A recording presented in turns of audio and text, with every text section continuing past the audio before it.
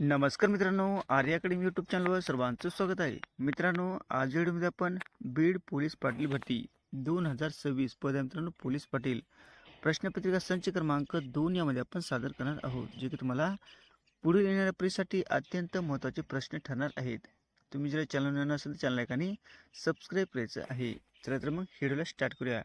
प्रश्न पहिला असं बघा, पोलीस पाटील हा कोणत्या खात्याअंतर्गत नियुक्ती केला जातो? बघा, पोलीस पाटील हा कोणत्या कायद्याअंतर्गत नियुक्ती केला जातो? ऑप्शन क्रमांक 3 म्हणजे महाराष्ट्र पोलीस पाटील अधिनियम. हे आपले योग्य आन्सर होईल. प्रश्न क्रमांक दुसरा मित्रांनो, गावात कायदा व सुव्यवस्था राखण्याची प्राथमिक जबाबदारी कोणाची असते? बघा, गावामध्ये कायदा व सुव्यवस्था राखण्याची प्राथमिक जबाबदारी ही कोणाची असते? ऑप्शन क्रमांक 3 म्हणजे पोलीस पाटील यांची असते. हे आपले योग्य आन्सर होईल. प्रश्न क्रमांक तिसरा मित्रांनो, बास्केटबॉल फेडरेशन ऑफ इंडियाची स्थापना डॅश मध्ये झालेली आहे. बास्केटबॉल फेडरेशन ऑफ इंडियाची स्थापना डॅश मध्ये झालेली आहे. प्रश्न हा पण खूप महत्त्वाचा मित्रांनो. ऑप्शन क्रमांक 3 म्हणजे 1950 मध्ये बास्केटबॉल म्हणजे फेडरेशन ऑफ इंडियाची स्थापना 1950 मध्ये झालेली आहे. हे आपले योग्य आन्सर होईल. प्रश्न क्रमांक चौथा मित्रांनो, पोलीस पाटील हे कोणत्या प्रशासनाचा भाग आहे? पोलीस पाटील हा कोणत्या प्रशासनाचा भाग आहे? ऑप्शन क्रमांक 2 म्हणजे महसूल प्रशासनाचा भाग आहे. हे आपले योग्य आन्सर होईल. प्रश्न क्रमांक 5 मित्रांनो, खालपैकी कोणत्या व्यक्तीने पुण्यात विधवा गृहाची स्थापना केलेली आहे? खालपैकी कोणत्या व्यक्तीने पुण्यामध्ये विधवा गृहाची स्थापना केलेली आहे? ऑप्शन क्रमांक 1 म्हणजे पंडिता रमाबाई यांनी पुण्यामध्ये विधवा गृहाची स्थापना केलेली आहे. हे आपले योग्य आन्सर होईल. प्रश्न क्रमांक 6 मित्रांनो, आंतरराष्ट्रीय जल दिन कोणत्या दिवशी साजरा केला जातो? आंतरराष्ट्रीय जल दिन कोणत्या दिवशी साजरा केला जातो? ऑप्शन क्रमांक 3 म्हणजे 22 मार्च या दिवशी आंतरराष्ट्रीय जल दिन साजरा केला जातो. हे आपले योग्य आन्सर होईल. प्रश्न क्रमांक 7 मित्रांनो, पोलीस पाटील यांची नियुक्ती कोण करत असतो? बघा, पोलीस पाटील यांची नियुक्ती कोण करत असतो? ऑप्शन क्रमांक 2 म्हणजे जिल्हाधिकारी पोलीस पाटील यांची नियुक्ती करत असतो. हे आपले योग्य आन्सर होईल. प्रश्न क्रमांक 8 मित्रांनो, जगात सर्वात मोठे नदी बेट असणारे माजुली बेट हे कोणत्या नदीवर आहे? जगातील सर्वात मोठे बेट असणारे माजुली बेट हे कोणत्या नदीवर आहे? ऑप्शन क्रमांक 2 म्हणजे ब्रह्मपुत्रा या नदीवर आहे. हे आपले योग्य आन्सर होईल. प्रश्न क्रमांक 9 मित्रांनो, भारतात पंचायत राज व्यवस्था घटनात्मक दर्जा कोणत्या दृष्टीने मिळालेली आहे? बघा, भारतामध्ये पंचायत राज व्यवस्था घटनात्मक दर्जा कोणत्या दृष्टीने मिळालेली आहे? ऑप्शन क्रमांक 2 म्हणजे 73वी घटना दुरुस्ती. हे आपले योग्य आन्सर होईल. प्रश्न क्रमांक 10 मित्रांनो, मोहनजोदाडो येथील प्रसिद्ध इमारत कोणती आहे? मोहनजोदाडो येथील प्रसिद्ध इमारत आपल्याला ओळखायची आहे. ऑप्शन क्रमांक 2 म्हणजे महान स्नानगृह. काय मित्रांनो? महान स्नानगृह हे काय मित्रांनो? मोहनजोदाडो येथे सर्वात मोठी इमारत आहे. हे आपले योग्य आन्सर होईल. प्रश्न क्रमांक 11 मित्रांनो, पंचायत समिती कोणत्या स्तरावर कार्य करत असते? बघा, पंचायत समिती ही कोणत्या स्तरावर कार्य करत असते? ऑप्शन क्रमांक 2 म्हणजे तालुका पातळीवर ती काम करत असते. हे आपले योग्य आन्सर होईल.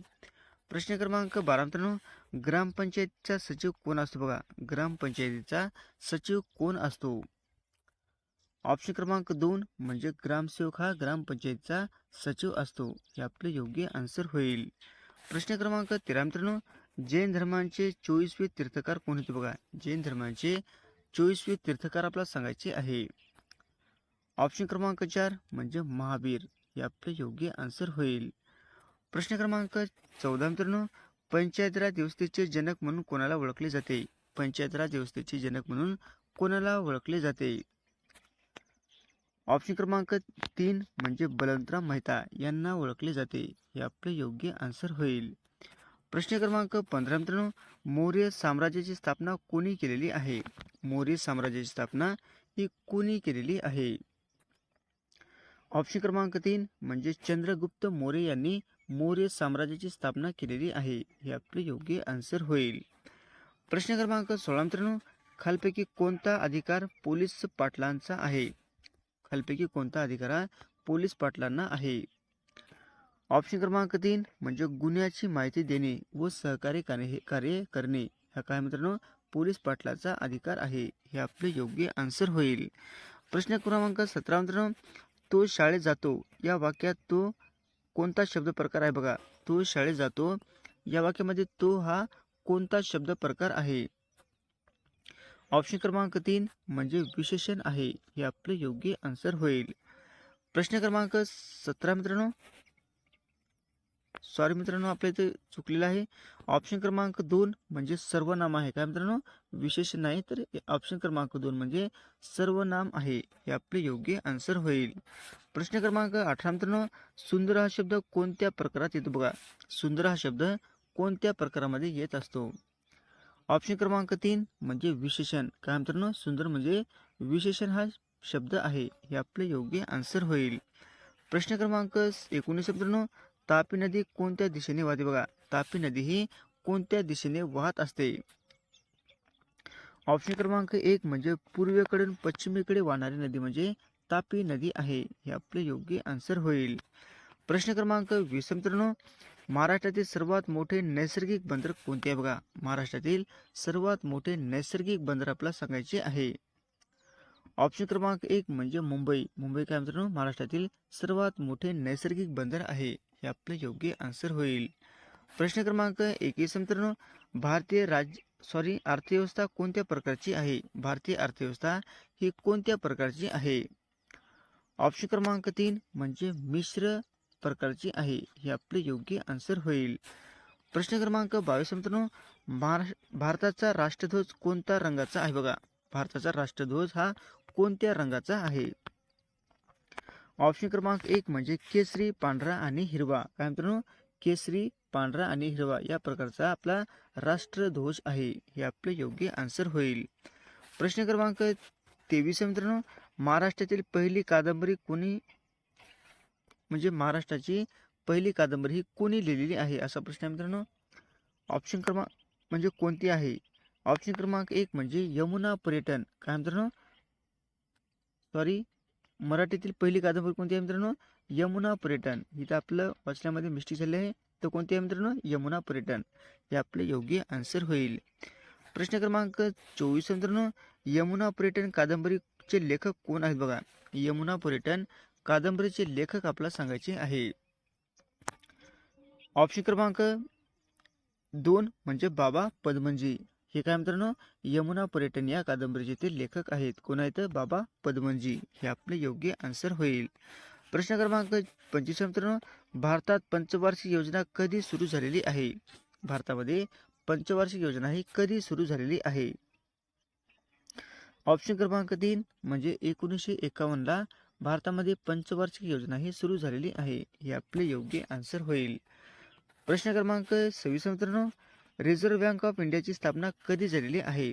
रिझर्व्ह बँक ऑफ इंडियाची स्थापना कधी झालेली आहे?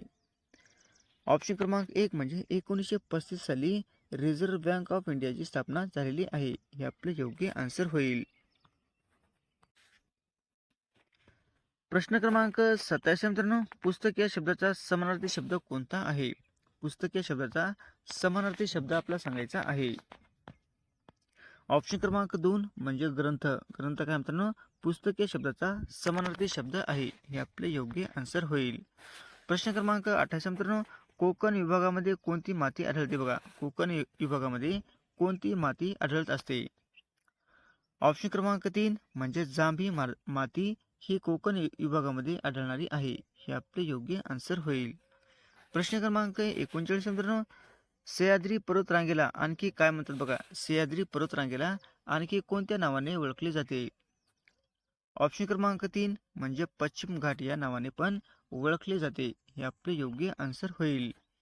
प्रश्न क्रमांक 30 मित्रांनो, पानिपत कादंबरीचे लेखक कोण आहेत? बघा, पानिपत या कादंबरीचे लेखक आपल्याला सांगायचे आहेत.